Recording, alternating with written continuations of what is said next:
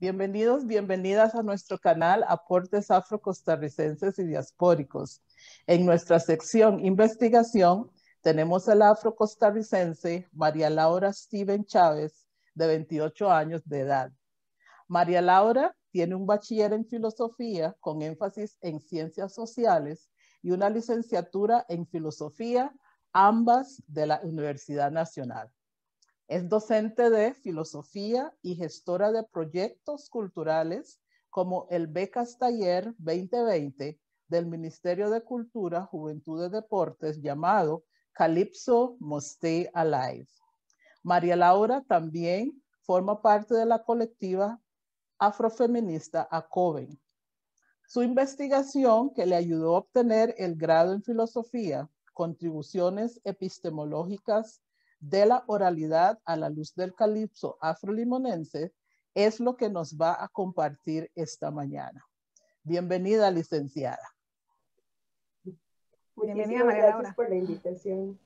Gracias, Diana y Carmen. Mucho gusto de tenerla. Voy a iniciar nuestra discusión de hoy haciéndole la primera pregunta, que sería, ¿cuál fue su motivación o motivaciones para una investigación de este tipo? Bueno, primero agradecer por el espacio, por invitarme aquí a compartir con ustedes pues esta investigación que he estado realizando. Y bueno, quizás estas motivaciones han sido varias, ¿verdad? En primera instancia fue una motivación personal, ¿verdad? Yo considero que toda investigación, sea académica o no, siempre parte de una subjetividad.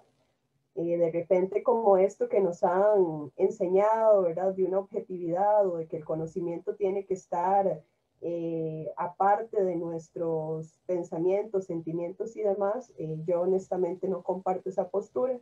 Creo que todos los seres humanos tenemos motivaciones internas que nos hacen buscar ciertos caminos, ¿verdad? Cuando yo ingresé a la carrera de filosofía, noté en primera instancia que había un gran vacío en cuanto a referentes de mujeres, ¿verdad? No, en los cursos no se solían incluir mujeres filósofas. Entonces eso me fue como generando un ruido, ¿verdad? Yo decía, qué raro, pero yo era una estudiante que, bueno, era de primer ingreso, que quizás no tenía en mi adolescencia una persona que me hablara de filosofía o de esos temas. Entonces para mí la U fue como todo ese universo de conocimiento, ¿verdad? De encontrarme con cosas nuevas.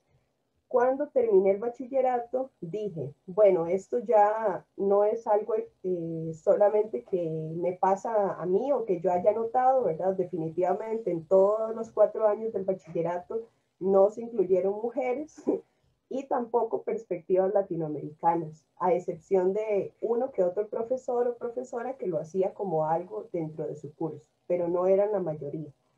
Entonces, cuando terminé el bachillerato, noté esto. Pero también noté la ausencia de no solo de mujeres y de perspectivas latinoamericanas, sino también de pensadores, pensadoras, filósofos y filósofos afrodescendientes, africanos e indígenas, ¿verdad? En mi caso, pues obviamente quizás mostraba un mayor interés por encontrar vínculos con la afrodescendencia, ¿verdad? Para poder comprender mi historia, mis raíces, poder ojalá ver que la afrodescendencia va más allá de estas historias de la esclavitud, ¿verdad? Que no todo tiene que ser, bueno, hablemos de personas africanas, bueno, es que el periodo de la esclavitud, ¿verdad? No todo se puede limitar en esto. Y ahí fui como notando y notando esto. Por ello, ¿verdad? Ante este gran vacío que noté en cuanto a la filosofía de los aportes de las personas afrodescendientes y africanos,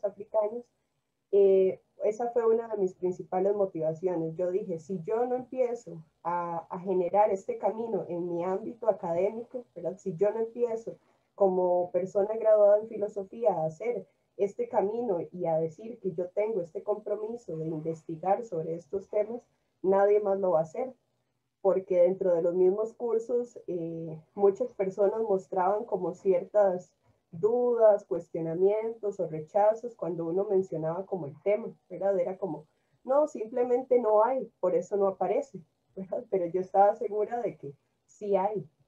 Y entonces en un momento me encontré con una canción de Pablo Milanés que él se la dedica a Angela Davis. Y entonces me puse a investigar y me di cuenta que Angela Davis es una filósofa. Y no solo es cualquier filósofa que se graduó de cualquier universidad, sino que incluso ella estuvo en la escuela de Frankfurt. Entonces, todos y todas sabemos, los que estamos en academia, que esa escuela no es cualquier escuela de ahí. Entonces yo me cuestioné y dije, ¿cómo es posible que Angela Davis, siendo una filósofa, que se graduó de esta universidad, que estudió con estos grandes filósofos como Adorno y todos estos otros, que esos sí aparecen en los programas de estudios, que ningún profesor o profesora haya hablado de ella y la haya incluido en un curso, no sé, de filosofía política, ¿verdad? Que es básicamente en lo que ella se ha centrado o en el aporte de las mujeres al conocimiento. Y esta por eso fue una de mis grandes motivaciones, ¿verdad?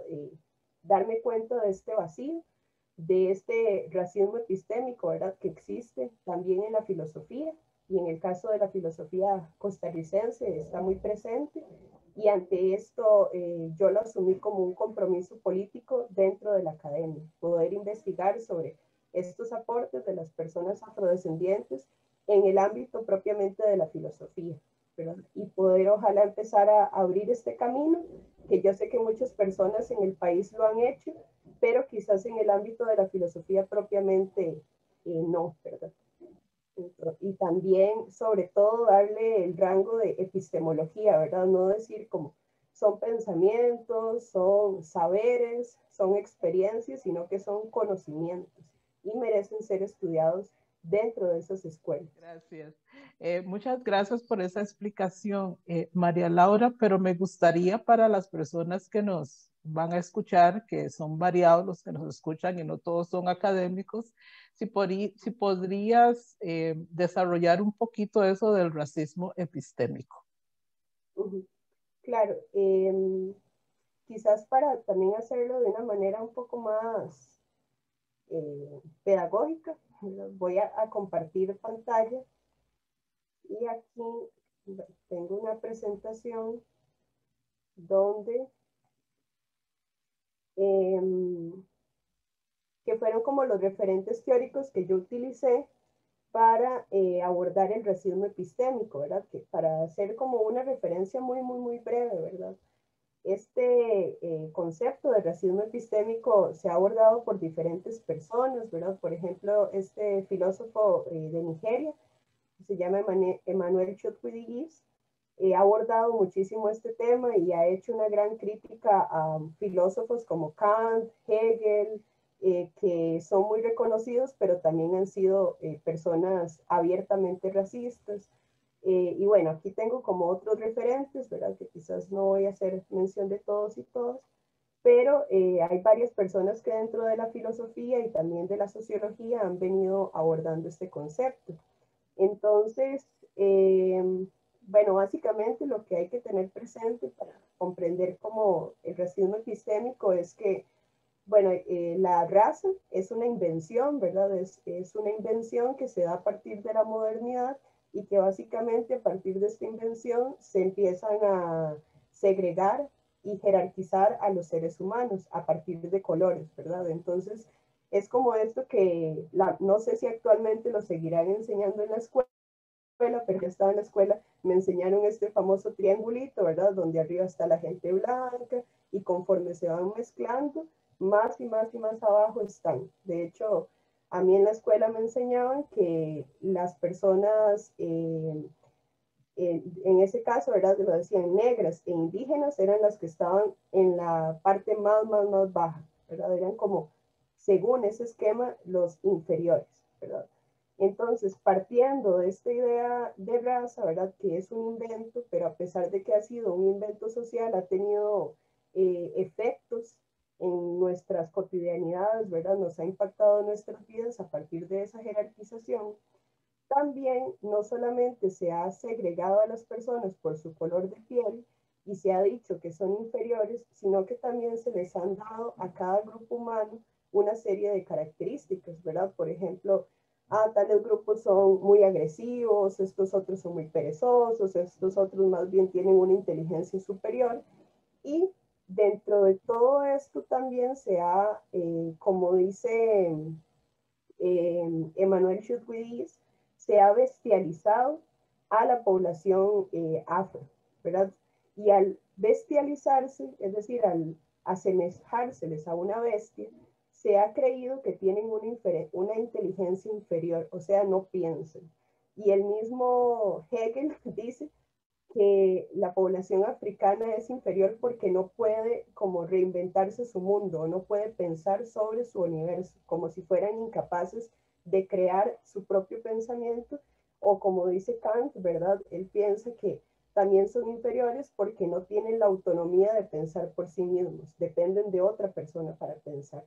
Entonces, en cuanto al racismo epistémico, básicamente trata de eso, de creer que solamente una raza, ¿verdad? Que obviamente sabemos que es un invento, son los que tienen la posibilidad de pensar, de crear conocimiento válido, ¿verdad? Y científico, por lo tanto, y que otros, como la población africana e indígena, no tienen esa capacidad de crear conocimiento, y las pocas cosas que según ellos han realizado no tienen o no alcanzan ese rango, ¿verdad? De conocimiento científico, de conocimiento verdadero.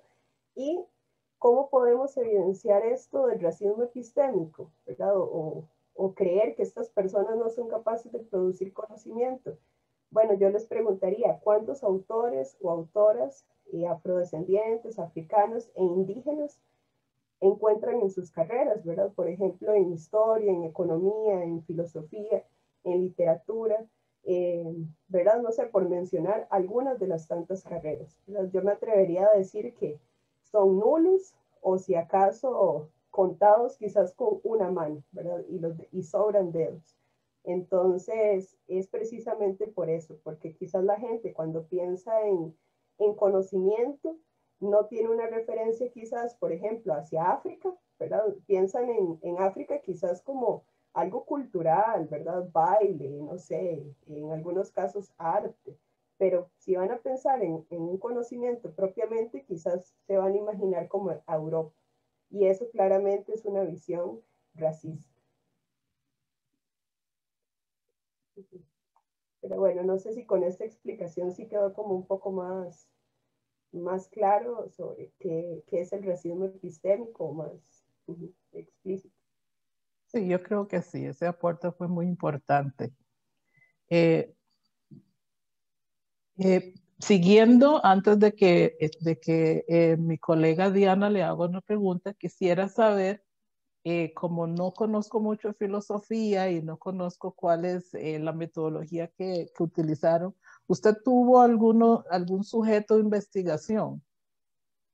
Sí, bueno, esto también fue como un gran aprendizaje para mí, ¿verdad? Realizar una investigación filosófica, ¿verdad? En el sentido de que fue muy diferente a la que se suele hacer en las ciencias sociales, ¿verdad? No, quizás no se utilizaron o no utilicé estos instrumentos que se suelen utilizar en las ciencias sociales, fue más como una revisión documental, ¿verdad? Pero como yo realicé la investigación, este fue el problema, ¿verdad? De estudio, cuáles son las contribuciones epistemológicas de la oralidad, tomando como ejemplo el calipso afrolimonense, consideraba que aunque para la escuela de filosofía no era como muy válido que se utilizaran métodos de las ciencias sociales, en el sentido que dicen o cuestionan de que eso no es filosófico, para mí era muy importante poder tener un contacto con los calipsonios, ¿verdad? Que en este caso podría decir que los sujetos de estudio fueron los calipsonios, ¿verdad? Fue el calipso, ¿verdad? Como generalidad, el calipso afrolimonense, pero este es ejecutado por estas personas. Entonces, incluso yo sí pues le realicé entrevistas a Danny Williams, que es un Calypsonian de Cahuita, que es como con el que he tenido una mayor conversación y contacto, Y también, además de utilizar todos los aportes que ha realizado Manuel Monestel, ¿verdad? En cuanto a investigaciones sobre el calipso, también tuve entrevistas con él, ¿verdad? Como una persona que ha ejecutado calipso, que ha investigado muchísimo sobre el calipso y pues también mantuve como estas conversaciones con ellos dos. Y a propósito de eso, María Laura, ¿podrías profundizar un poquito más sobre la metodología, en qué consistió y cómo fue que elaboraste tu tesis? Sí, bueno, básicamente la metodología fue eso, era primero una revisión conceptual, entonces, pues buscar todos los artículos o todos los documentos que se hayan elaborado respecto al calipso, pero también que me permitieran encontrar como este vínculo entre el calipso, ya en una dimensión de tradición oral, ¿verdad? No solamente como un género musical, y poder realizar este vínculo con la epistemología, ¿verdad? Que en este caso era como, podría decir que es como lo innovador de mi trabajo, que no solamente es investigar con el calipso, sino que, bueno, cuáles son las contribuciones epistemológicas del calipso como tradición oral. Entonces, básicamente, en mi trabajo, lo que se podría conocer en ciencias sociales como el análisis de resultados, fue este capítulo número 4, ¿verdad? Que aquí es donde ya a partir de todo el marco teórico, que fue como los conceptos, por ejemplo, primero de explicar qué es la epistemología, en este caso, cuál es la corriente epistemológica que yo utilizo en este trabajo. También hablo de las afroepistemologías, de las epistemologías del sur, que eso va a ser como parte de todo el marco de referencia, también del concepto de racismo epistémico para poder comprender por qué es importante y por qué es pertinente investigar sobre este tema. Y a partir de como de toda esa referencia teórica, ya en el capítulo 4 es donde yo analizo el calipso, ¿verdad? A la luz de cada uno de estas teorías, ¿verdad? Entonces, para ello, en este capítulo, bueno, realicé como una breve contextualización del calipso afrolimonense, también profundicé en la definición de varios conceptos, por ejemplo, los calypsonians, los storytellers y los griots. Y también utilicé algunos conceptos que fueron trabajados por Dorothy Mosby, que son los de comunidad diaspórica y los de negritud transnacional, ¿verdad? Entonces, a partir de esto, en el capítulo 4 fue como donde logré hacer como todo este vínculo de la información con el calipso.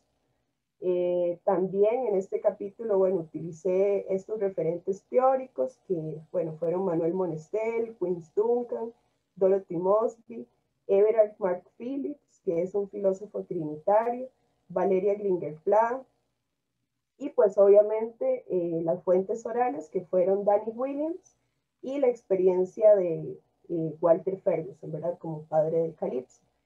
Y en este cuarto capítulo, bueno, analicé como un apartado es sobre la tierra del calipso, ¿verdad? Que es como de dónde viene el calipso.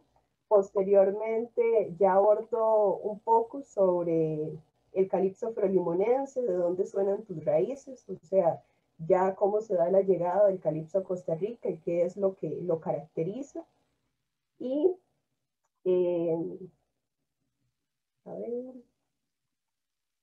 y en este capítulo, ya que este es como el apartado que yo podría decir que es como el más importante porque es ya donde logro como hacer este vínculo, es sobre la epistemología y la tradición oral afrocaribeña, los mecanismos utilizados en el calipso afrolimonense para la transmisión de conocimientos, que ya es como donde logro realizar como esa integración de la información, ¿verdad? Pero en este caso, todo fue como muy de fuentes de una revisión documental, obviamente al tratarse del calipso, ¿verdad? Que también no solo es un género musical, sino también una tradición oral. Yo utilicé muchos videos, ¿verdad? Que existen muchísimas producciones sobre calipso, películas, documentales, videos cortos. También las canciones, ¿verdad? Fueron muy, muy, muy importantes. que más adelante, bueno, les podría mostrar algunas de estas canciones que fueron muy importantes en este proceso. Y sí, básicamente como eso fue a grandes rasgos como la metodología, que es como algo muy diferente en el caso de filosofía a otras áreas del conocimiento. Bueno, y ya entradas en materia, ¿cuáles fueron los principales hallazgos o resultados de tu investigación? En cuanto a los principales hallazgos,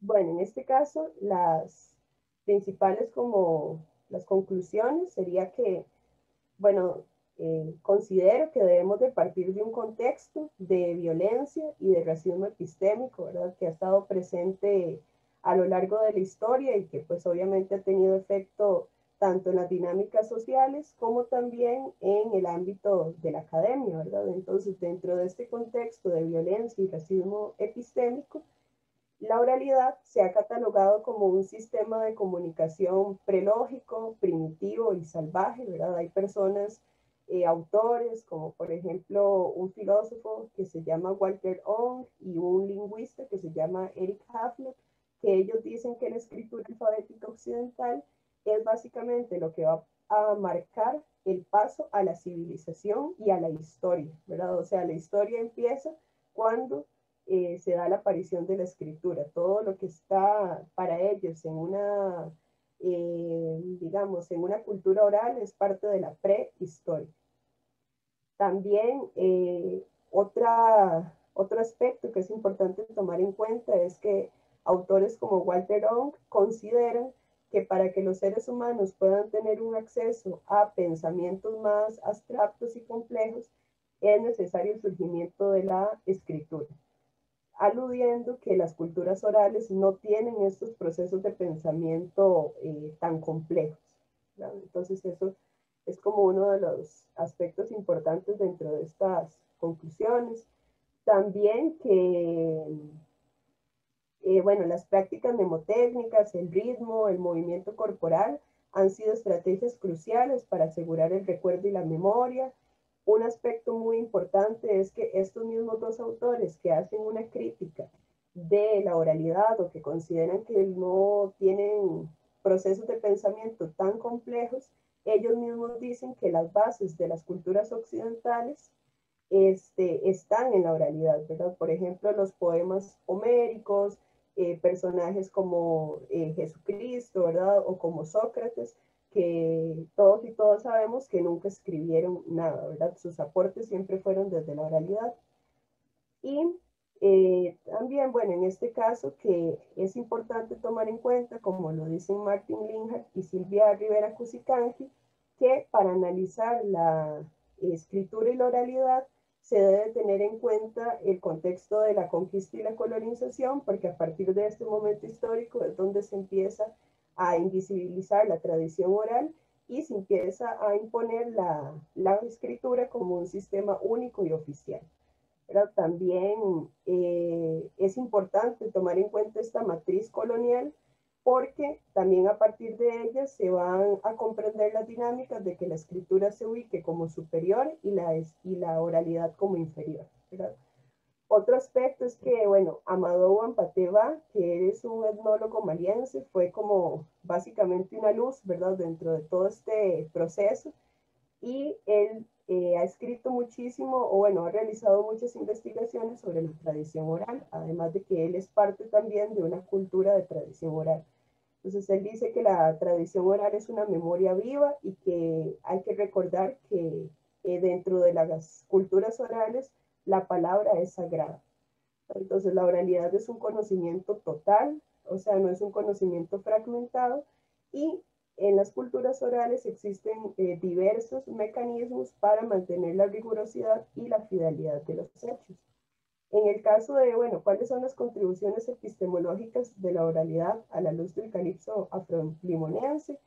Bueno, tener en cuenta que la oralidad nos permite acceder a historias, a acontecimientos, prácticas, experiencias, que no sería posible acceder de otro modo, porque muchas veces estas historias no figuran en la historia oficial o en la llamada historia oficial. También el historiador y afroecuatoriano Juan García, ¿verdad? Que es muy conocido, bueno, ya él falleció, pero era conocido en Ecuador como el guardián de la memoria afro. Él decía que nos negaron la palabra, pero no el conocimiento. Entonces hay una frase que es muy importante donde él menciona que si leemos nuestra historia a través de los libros oficiales, no nos encontramos sino con la visión del otro.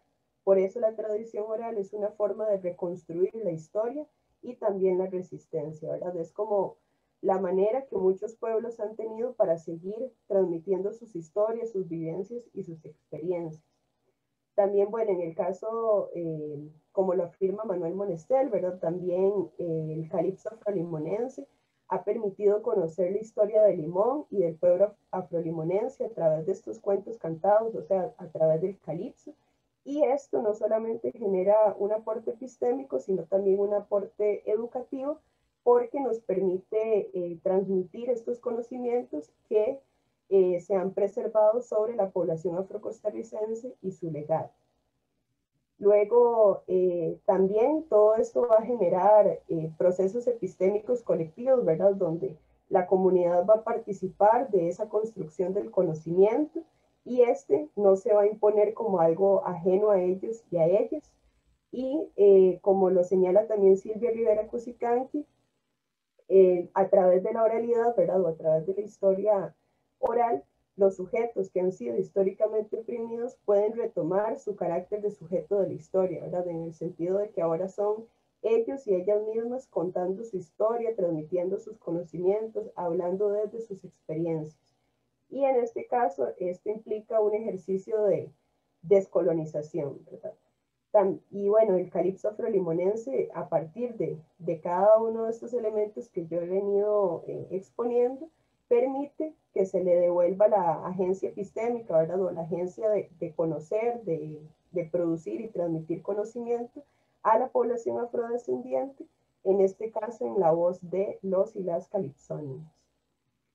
Bueno, también que el conocimiento se transmite y se produce mediante esta tradición oral cantada, no es estático, ¿verdad? En la tradición oral, básicamente, a mí me gusta entenderlo así, o me gusta mucho que se vea como así, de que todo va respondiendo al ritmo de lo cotidiano, ¿verdad? En la cotidianidad las cosas no son estáticas ni son iguales por siempre, sino que van cambiando y se van modificando. Y todo esto, la oralidad, lo va, digamos que, integrando. También, bueno, van a generar una preservación de la memoria mediante una serie de mecanismos para la transmisión oral de estos conocimientos. También se da una creación de prácticas mnemotécnicas, ¿verdad? Precisamente para poder asegurar ese recuerdo a partir de rimas, versos, adivinanzas, décimas, arrullos, cuentos, fábulas, poemas, canciones. Y dentro de todo esto, si lo notamos en las culturas orales, el canto y el ritmo han sido fundamentales para asegurar ese recuerdo. Y bueno, que los calipsonians debemos de tener presente que son personajes muy importantes, ¿verdad? No solamente son como la gente a veces los suele ver como simplemente unos compositores o cantantes, ¿verdad? Sino que tenemos que verlos como los guardianes de la memoria, ¿verdad? Los guardianes de todas esas vivencias de la población afrocostarricense, como preservadores del conocimiento y de muchísimas prácticas ancestrales y que además ejercen un papel o una función muy valiosa que es mantener vivo el calipso afrolimonense, ¿verdad? Que incluso ya fue declarado como un patrimonio inmaterial, un patrimonio cultural inmaterial costarricense. Entonces tenemos que aprender a escuchar y poder identificar a todos esos griots, ¿verdad? Porque también son estos guardianes de la memoria que están manteniendo la palabra viva y esa memoria, pues, en este caso, afrodescendiente. Y también, bueno, como último aspecto, el calipso en general y el afrolimonense en particular, ¿verdad? Como un ejemplo de las tradiciones orales, ha logrado sobrevivir a una serie de sistemas de opresión, ¿verdad? ¿Y cómo ha logrado el calipso sobrevivir a estos sistemas? Bueno, gracias a la efectividad que han tenido los mecanismos de transmisión de conocimientos, ¿verdad? Por ejemplo, el respeto a esa cadena de transmisión, a los guardianes de la memoria, a que el calipso se continúa cantando en un idioma propio de los pueblos afrodescendientes, ¿verdad? En este caso, el criol, y que tiene un carácter transfronterizo, o sea, que es algo que está presente en todo el Caribe, con sus particularidades, ¿verdad? Pero ha estado presente en el Caribe. Y se ha llegado a convertir incluso en un idioma del Caribe. Entonces, bueno, estos serían como quizás algunos de los principales conclusiones a las que llegué con este trabajo, que les podría compartir. No sé si Carmen tenga alguna pregunta adicional. Sí, María Laura, muy bueno. Y al escucharte, tengo dos últimas preguntitas. No sé si después tal vez Diana quisiera preguntar algo para cerrar. Al escucharte, pues como académicas, nosotros reconocemos la importancia de crear nuevo conocimiento. Y esto que has hecho con esta investigación es nuevo conocimiento, digamos, para las personas cotidianas, ¿right? Así que yo estaba pensando que si de alguna forma vas a publicar esta información, porque generalmente hacemos las investigaciones y se quedan, ¿verdad? En el departamento donde estudiamos, en la biblioteca, pero no se hace, ¿verdad? Esa información general o viralizarla para utilizar la terminología actual. Así que yo quisiera saber si estás pensando en publicar esto. Y la otra, para que lo contestes de una vez, después de esta experiencia, esta investigación, ¿qué te quedó a ti personalmente? Ya no como estudiante y ahora profesional de la carrera, pero ¿qué te quedó a ti como María Laura? Bueno, sí, en cuanto a la primera pregunta, bueno, existe como una propuesta de poder como adaptar este libro perdón, esta tesis para que se transforme en un libro, ¿verdad? Entonces, igual estamos como en eso, ¿verdad? Aún hay que hacer una serie de gestiones para lograrlo, pero en principio se publicaría como un libro de la Escuela de Filosofía. Entonces, yo espero que, bueno, que esto sea posible. También espero publicar un artículo en la revista Filia, que es de la Universidad de Zacatecas, México. Entonces, bueno, estoy como en todos esos procesos y un proyecto que tengo, pero bueno, ahí estoy, ¿verdad? Porque también es algo como un poco nuevo y he estado como trabajando en esto, es que quiero producir una guía didáctica para que sea incluida dentro del programa de estudios de filosofía en la enseñanza de secundaria, ¿verdad? Que se incluyó como un eje temático donde dice que se estudian como los aportes de las diferentes culturas a la filosofía y las diferentes respuestas que han dado a las preguntas de la vida, no sé, como qué es la existencia, qué es la vida, qué es la muerte y demás, pero solamente como que se incluyó y ya, ¿verdad? Existe como una estrategia de mediación, pero es muy general. Entonces yo quiero como construir esta guía didáctica, estoy en eso, es algo muy nuevo y esperaría pues obviamente incluir dentro de esta guía varios de los resultados que obtuve en esta investigación, ¿verdad? Para que no solo quede como en artículos, en libros, sino que ojalá este conocimiento pueda llegar a otras personas, ¿verdad? Que quizás no están dentro de estos círculos, ¿verdad? Que eso sería como lo ideal. Y en cuanto a qué me quedó a mí, ¿verdad? Bueno, creo que como María Laura, me quedó como el gran aprendizaje, ¿verdad? De poder relacionarme y de poder tener el honor de relacionarme con un Calypsonian, que es Danny Williams, ¿verdad? Creo que gracias a este trabajo logré tener como un mayor acercamiento con Danny. Y cuando le hice una entrevista a Dani en Cahuita, él me decía, es que, ok, el calipso fue declarado patrimonio, existe ahora una ley, pero más allá de esa ley, cómo se hace valer o cómo se fortalece la labor de nosotros los calypsonians.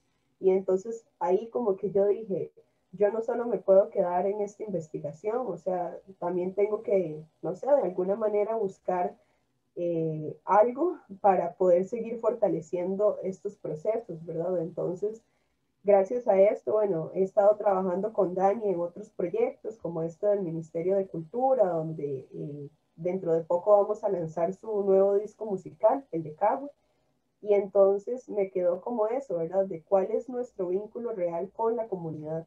No solamente dedicarnos a escribir e investigar, sino cuál es mi vínculo real con esa comunidad de la que yo estoy hablando, porque yo considero que es una gran contradicción llegar y hacer una tesis sobre los calypsonians, ¿verdad? Y sus aportes, y quizás ni siquiera haber tenido contacto con ninguno de ellos, y graduarme y olvidarme por completo del calipso, ¿verdad? Eso para mí sería como una gran contradicción y yo no puedo vivir con eso, o sea, me genera como en serio una falta de ética. Entonces, el aprendizaje fue ese, cómo buscar vínculos con la comunidad, cómo seguir fortaleciendo la labor de los calypsonians y que ojalá, ¿verdad?, sea en algún momento en este país, como por ejemplo en Brasil, donde los maestros de capoeira tienen como ese rango, ¿verdad? De un maestro de capoeira y la gente sabe que eso es algo importante y muy valioso.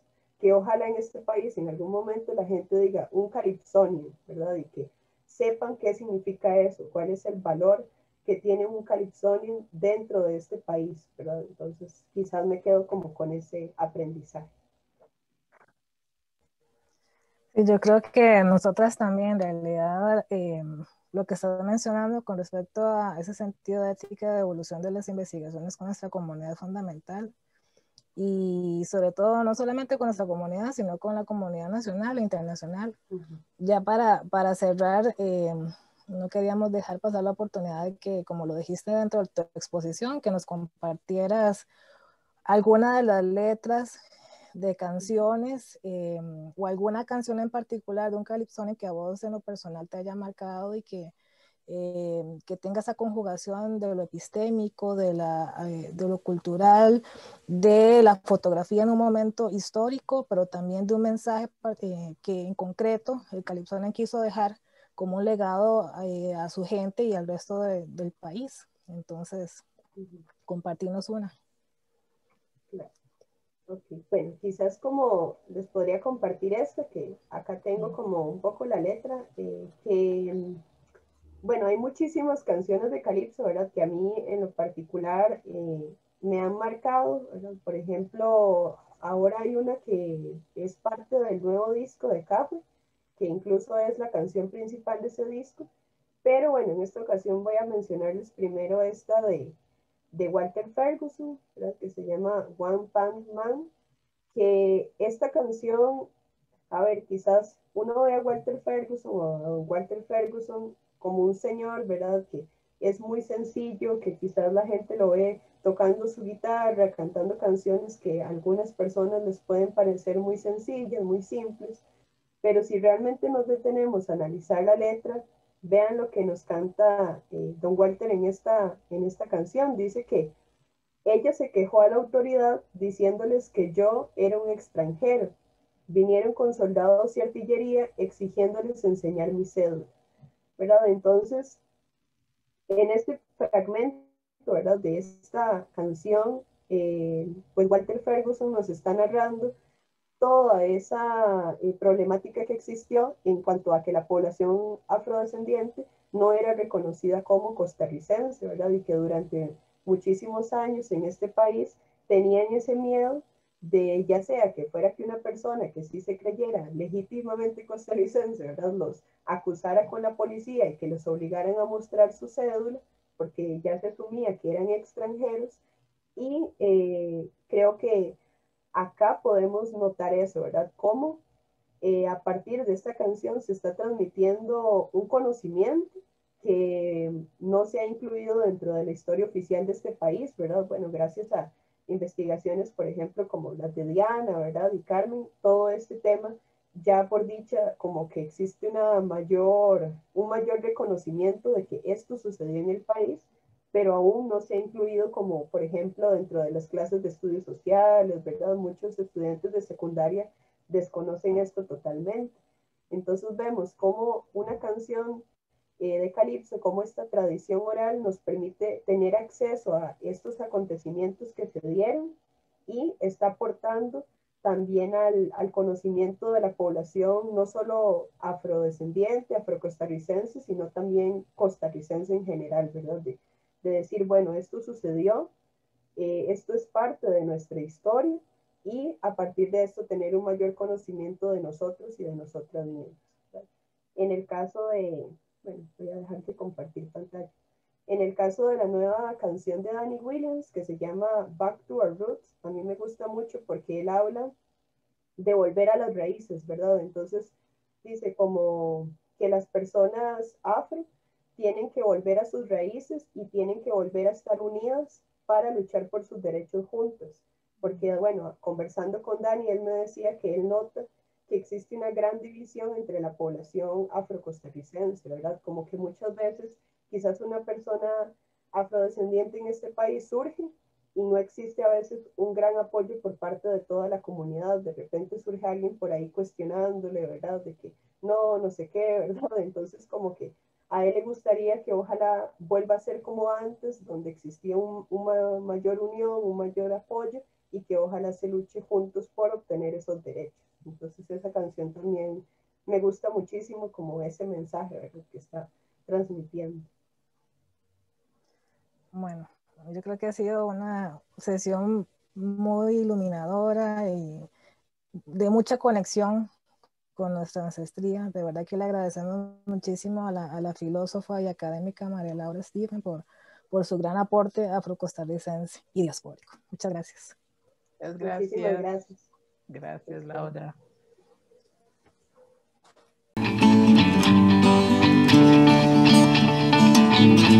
Somos voces de la historia, sangre, tinta y papel. Somos voces de la historia, mis ancestros, su saber, mis ancestros, su saber, mis ancestros, su saber.